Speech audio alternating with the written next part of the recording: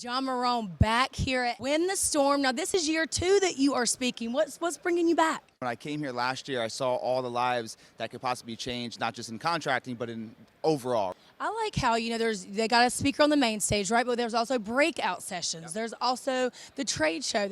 You can do what you're really like wanting to do here. Yes, yeah, and that's a great thing because a lot of times people are just working every single day and then they're calling these places and these people have no way to get back in touch with them because they're playing phone tag. So to be able to see main stage speakers, see breakouts, and then to have the opportunity to speak to vendors, I mean, there's nothing like it. So tell people that don't know about you, like, what is your business and what do you do here at SVG's Win the Storm? Yes, absolutely. So I'm a growth expert and transformational speaker. And simply what that means, I help people get from where they're at and who they are to where they want to go and who they need to become in order to get there. And here at Win the Storm, they allow me the opportunity this year because of the impact we had last year. Thank you, John. Absolutely, thank you.